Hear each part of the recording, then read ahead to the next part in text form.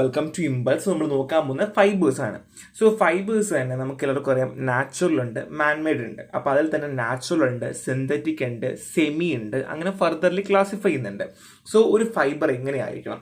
The first one is elasticity. ഫൈബറിന് നമുക്ക് stretch ചെയ്യാൻ പറ്റണം. സ്ട്രെച്ച് ചെയ്താൽ തന്നെയും അത് തിരിച്ച് അതിൻ്റെ സൈസിൽ വരികയും വേണം, അല്ലേ? സോ സ്ട്രെങ്ത് ആൻഡ് ഡ്യൂറബിലിറ്റി, നമ്മൾ വലിക്കും തോറും പൊട്ടിപ്പോകുന്നത് സ്ട്രെങ്ത് ഉണ്ടായിരിക്കണം. രണ്ട് ലൈറ്റ് വെയിറ്റ് ആയിരിക്കണം, നമുക്ക് പെട്ടെന്ന് നമുക്ക് വേറെ രീതിയിലൊക്കെ നമുക്ക് മാറ്റാൻ പറ്റണം.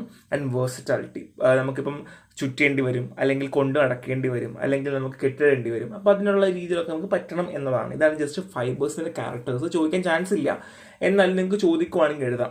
The first one is cotton. Cotton എന്ന് പറഞ്ഞാൽ എന്താണ്? നമുക്ക് എല്ലാവർക്കും അറിയാം, അല്ലേ? നമുക്ക് പഞ്ഞി എന്ന് പറയും നമ്മൾ. കോട്ടൺ എന്ന് പറഞ്ഞാൽ epidermal trichomes or hair of the seed ആണ്. അപ്പോൾ എന്താണ്? ഒന്നെങ്കിൽ എപ്പിഡെർമൽ ട്രൈക്കോംസ് അല്ലെങ്കിൽ ഹെയർ ഓഫ് ദ സീഡ് എന്നാണ് പറയുക.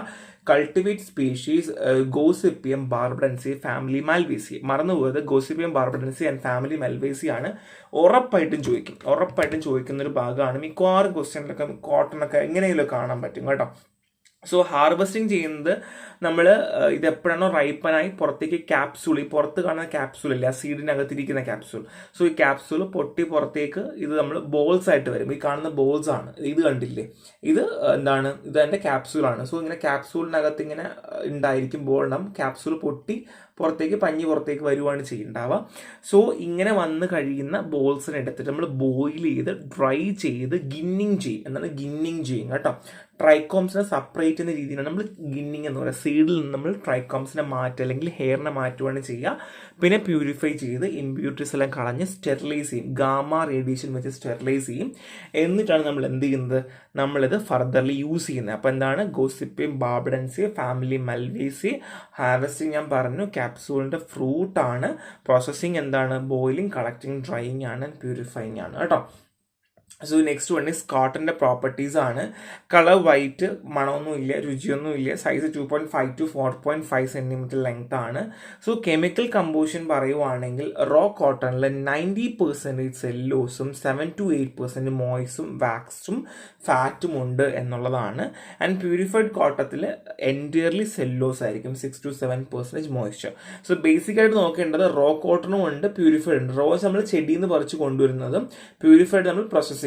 റോ ആണെങ്കിൽ 90% സെല്ലോസ് ആയിരിക്കും, ഇവിടെ ആണെങ്കിൽ എൻറ്റയർലി സെല്ലോസ് ആയിരിക്കും.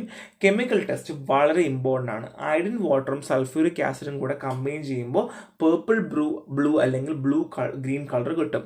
അയഡിൻ വാട്ടറും സൾഫ്യൂരിക് ആസിഡും കൂടെ റിയാക്ട് ചെയ്യുമ്പോൾ പേർപ്പിൾ ബ്ലൂ അല്ലെങ്കിൽ ബ്ലൂ ഗ്രീൻ കിട്ടും. Next ammoniacal copper oxide solution ആണ്. Raw cotton form balloons, absorbent cotton dissolve completely. So നമ്മൾ അമോണിക്കൽ കോപ്പർ ഓക്സൈഡ് സൊല്യൂഷൻ ആയിട്ട് നമ്മൾ കോട്ടൺ റിയാക്ട് ചെയ്യുമ്പോൾ റോ കോട്ടൺ ആണെങ്കിൽ ബലൂൺസ് പോലെ ഫോം ചെയ്യും. നമുക്ക് മൈക്രോസ്കോപ്പിലൂടെ കാണാൻ പറ്റും. ഇനി അബ്സോർബൻ കോട്ടൺ ആണെങ്കിൽ ഡിസോൾവ് ചെയ്തു പോവാണ് ചെയ്യുക. So insoluble in dilute NaOH and HCl, soluble in 66% sulphuric acid. എന്താണ്? Insoluble in dilute NaOH. Dilute NaOH insoluble ആണ്. HCl soluble in insoluble in dilute NaOH and HCl. HClലും NaOHലും ഇൻസോലബിൾ ആണ്.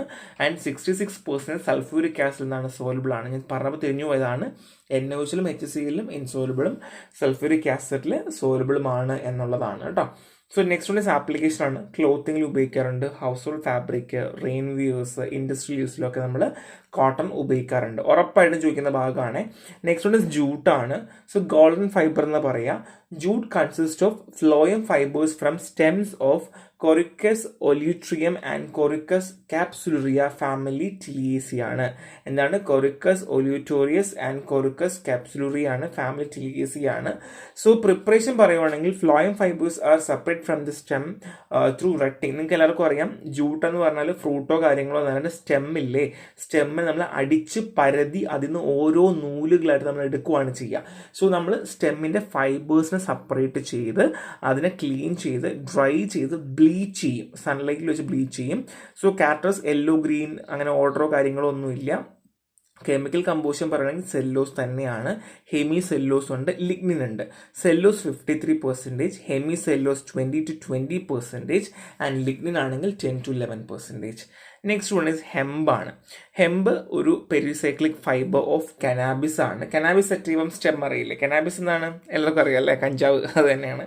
So family കനാബേസി ആണ്. So preparation wetting പ്രോസസ്സാണ്. So നമ്മൾ fibres അതിന് എടുത്തതിന് ശേഷം ഫൈബേഴ്സ് നമ്മൾ ഉപയോഗിക്കുകയാണ്. ബേസിക്കൽ റോപ്പ്, ട്വൈൻ ആൻഡ് സാലീൻ ക്ലോത്ത്സിന് ഉപയോഗിക്കാറുണ്ട്. ഹെമ്പ് അങ്ങനെ അധികം ചോദിച്ച് കണ്ടിട്ടില്ല.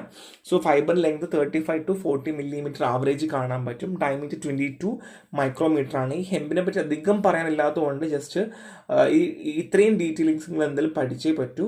എന്താണ് pericyclic fibres of Cannabis sativa stem family Cannabaceae ആണ്. So Russia, USA, Italy, France എന്നൊക്കെയാണ് ജോഗ്രഫിക്കൽ സോഴ്സ് വരുന്നത്. So next one is hallucinogens ആണ്. എന്താ ഹാലൂസിനോജൻസ്? നമുക്ക് ഒരു സ്റ്റേറ്റ് ഓഫ് വെൽബീങ് കിട്ടില്ല. നമുക്ക് ഇച്ചിരി ഒരു മന്ദതയൊക്കെ ഉണ്ടായി നമ്മൾ ഇച്ചിരി നല്ല all the little stars R tingling എന്നൊക്കെ പറയില്ല, അതുപോലെ തന്നെയാണ്. സോ നമ്മൾ ഹാലൂസിനോജൻ നമ്മൾ മെഡിസിനൽ പർപ്പസിൽ ഉപയോഗിക്കാറുണ്ട്. സോ മെന്റൽ ഡിസോർഡർ ലൈക്ക് ഷീസോഫ്രീനൊക്കെ യൂസ് ചെയ്യാറുണ്ട്. പിന്നെ റിലീജിയസ് ആയിട്ട് നമ്മൾ ദൈവികമായി ശിവനൊക്കെ കൂടുതലായിട്ട് ഉപയോഗിക്കുന്നു എന്നൊക്കെ പറഞ്ഞ് കേൾക്കാറുണ്ട്. സോ ഒരു ഹാലൂസിൻ എഫക്റ്റ് നമുക്ക് നന്നായിട്ടിരിക്കുന്നു എന്നുള്ളതാണ്. നമുക്ക് സെൻസറി സിഗ്നൽസിനൊക്കെ എന്ത് ചെയ്യുന്നു, ഹൈറ്റൻ ചെയ്യുന്നു എന്നുള്ളതാണ്. അത് നമുക്ക് ലോസ് ആവും, നമുക്കൊന്നും കൺട്രോൾ ചെയ്യാൻ പറ്റില്ലാത്തൊരവസ്ഥയാണ്. ഞാൻ കൂടുതൽ ഫർദർലി പറയുന്നത് നിങ്ങൾക്ക് എന്താ ഹാലൂസിൻ എന്നറിയാം. കോമൺ ഹാലൂസിനോജൻ LSD-25 ആണ്. സോ എർഗോളിൽ നിന്ന് കിട്ടുന്നതാണ്, ഫംഗസ് ആണ് കേട്ടോ. റൈ അല്ലെങ്കിൽ വീറ്റിൽ നമ്മൾ ആ ഫംഗസിനെ കൾട്ടിവേറ്റ് ചെയ്ത് എർഗോളിൽ നിന്ന് കിട്ടുന്നതാണ് LSD-25. Next one is mescaline ആണ്. So active principle of peyote cactus. So peyote കാക്ടസിൽ കള്ളിമുൾ ചെടിയില്ലേ, അതിൽ കാണുന്നതാണ് എന്താണ് മെസ്കാലിൻ. So southern western United State മെക്സിക്കോയിലൊക്കെയാണ് കൂടുതലും കാണുക. So next one is psilocybin and psilocin ആണ്. സോ ഇത് നമ്മൾ മഷ്റൂംസ് ഇല്ലേ, മഷ്റൂംസ് എന്നാണ് കിട്ടുന്നുണ്ടാവുക. സോ ബേസിക്കലി മെക്സിക്കൻ സ്പീഷ്യസ് എന്താണ് മെക്സിക്കാൻ അല്ലെങ്കിൽ ക്യൂബിൻസസ് ആണ് വരുന്നത്. സോ കോമൺ ഈ ഹാലുസിനോജൻ അങ്ങനെ അധികം ചോദിക്കില്ല, പക്ഷെ നമുക്ക് പഠിച്ചു വെക്കുക. LSD-25 എർഗോട്ട്, മെസ്കാലിനാണെങ്കിൽ എന്താണ് കാക്ടസ്, ആൻഡ് സിലോക്കബിൻ ആൻഡ് സിലോസിൻ ആണെങ്കിൽ മഷ്റൂം. ഈ ഒരു കാര്യം പഠിച്ച് തന്നെ വെക്കുക കേട്ടോ. സോ പൊട്ടൻസ് സൈഡ് എഫക്റ്റ് ഉണ്ട്. ഹാലുസിൻ അറിയാലോ, ഒരുപാട് എഫക്റ്റ് ഉണ്ട്. സൈക്കോളജിക്കൽ ഇമ്പാക്ട് ഉണ്ടാകും, ലോങ് ടേം എഫക്റ്റ് ആണെങ്കിൽ ഡിപ്പെൻഡൻസി ഉണ്ടാകാം. നമുക്ക് അൺപ്രഡിക്റ്റ് ആണ്, നമുക്കൊന്നും പറയാൻ പറ്റത്തില്ല. സോ അതത്രേ ഉള്ളൂ. നെക്സ്റ്റ് വൺ ഇസ് അലർജീസ് ആണ്. Introduction to allergies. So allergies എന്താണ്?